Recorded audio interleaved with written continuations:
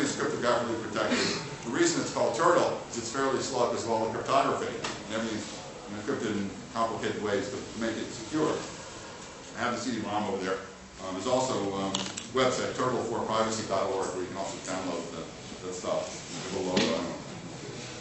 The guy who thought it was one of my PhD students in Romania, Bogdan Popescu. He thought it was logos, Turtle logo. Commercials. TV programs have commercials. Radio stations have commercials.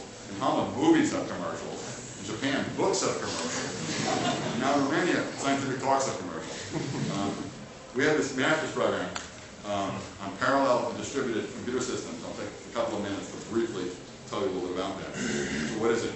It's a research-oriented master's focused on systems. I will tell you a bit more about this in a minute. Quick overview. It's focused on systems. It's sort of practical, lots of labs and stuff. It's in English. It's very international. There's students from all over the place. Selective admission. Here are the faculty members. Here's a very brief idea. I hope you didn't coordinate with you. I hope you didn't come to the same story. But the professor's point of view, students' point of view are often different. Anyway, so here are the professors and what they do. It gives you an idea of what we're interested in. Obviously, I'm interested in small operating systems. Security and privacy in a world full of RFID chips. Some of you may have seen last year, one of the other grad students, Melanie Ryback, put a computer virus on an RFID chip. Okay? And we were going to tell the industry about it, and we knew what the reaction would be. That they said, oh, it's only academic. Okay? So we didn't bother to do that. We presented a paper, and I told the senior science reporter of the New York Times about it, and it was all over the world. It was the biggest news story, technical news story, in the entire world for a week. I got 14 radio interviews the very first day. The industry people said, oh, the Dutch kids, the story with the Dutch kids is just rubbish. Okay, the Dutch kids were me. I haven't been called a kid in a long time. Bruno was like 40, he's Italian, and Melanie was like 29, and she's Dutch. She's American. So Dutch kids. But the place where this might be a problem is airports are going over to RFID tags instead of these barcodes. Okay, so bag comes by and they scan the RFID thing. Suppose somebody put a tag on a bag before checking it in. Maybe not even their own bag. Just walk on the airport. Tag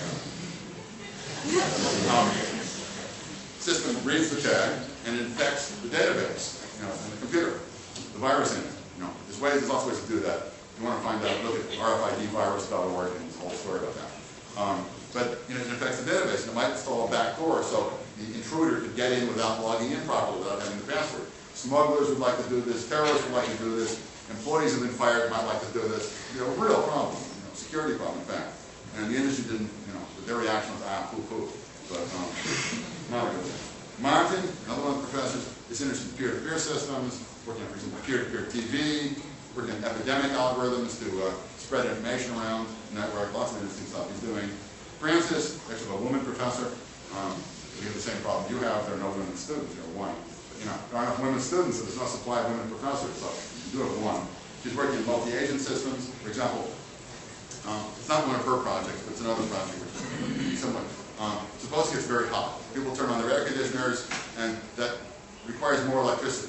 Producing extra electricity is very, very hard for the electricity company to do. It costs a lot of money to increase the marginal rate. So the electricity companies might want to go to the local aluminum factory and say, look, if you guys will cut back on your electricity use during the daytime, 5 o'clock, then we'll give you a 60% discount, at night. Okay, and those guys say, well, make it 70%, you're on. So they want to haggle about the price. So you can imagine agents going out from the electricity company to all of their industrial customers, saying, if you'll cut down on your electricity usage now, we'll give you a big discount late at night. But the electricity company, the aluminum company, is then going to say, if we cut down our production at daytime, we want our ore delivered at a different time of day, we get different water needs, so they got to change the whole schedule. So all these agents are out there trying to negotiate deals to make everything, work, and how do you automate that? And there's a lot of legal aspects here. For example, if two agents make a contract, is that legally binding? Two programs agree to something, is that legally binding on anybody? Under whose laws? Suppose the agent came from country 1, the other agent came from country 2, the server they met on was in country 3. Whose laws apply? Can it be taxed? By whom? Very unclear.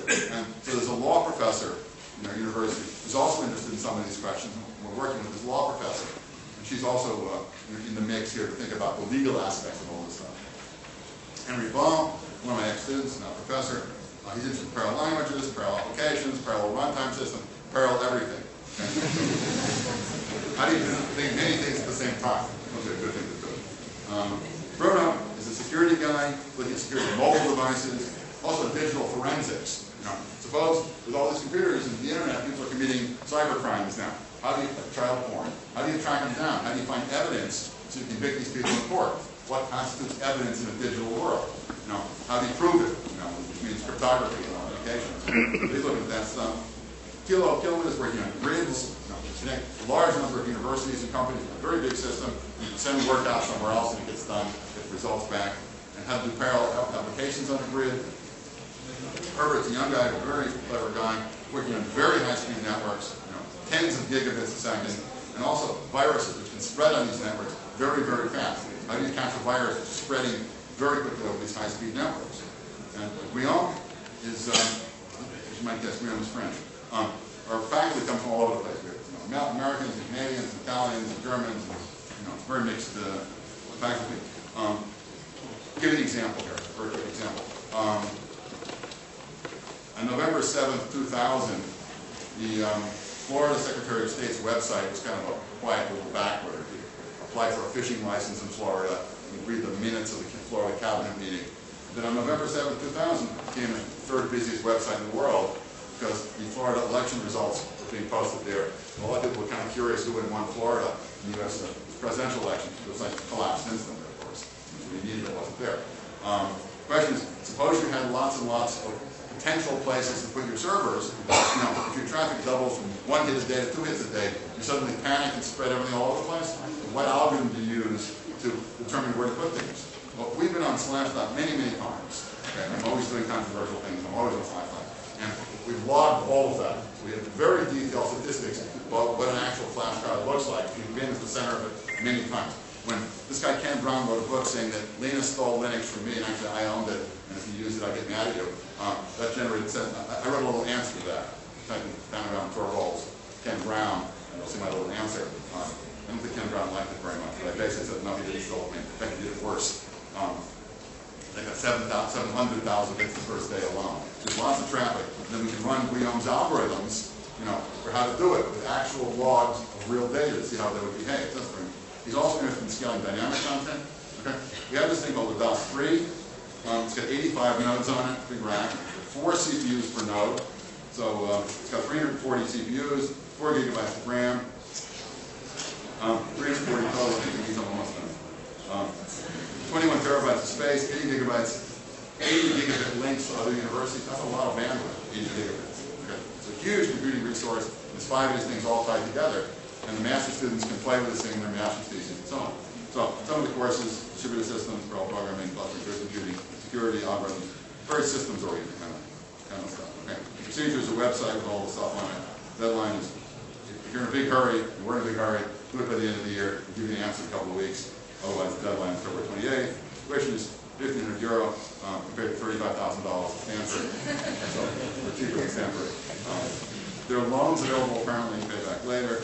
There's a couple of scholarships, but it's only like 2 of them. So and there are rooms available. They're not very fancy, but you can live there. Best place to get more information is just type my name to Google. It's really the first one is my homepage. Okay. You go to my homepage, and there's a pointer to Minix. If you haven't got the CD-ROM, you can download it there. There's a pointer to Turtle stuff. You can download that. You can get that. There's a pointer to the PDCS program, and I'll take questions now. I read the blog. Oh yeah, if you're interested in getting more information about PDCS, please sign one of those things that's circulating and return them here later. If you didn't get the form at all, there's more of them over here. Okay, questions?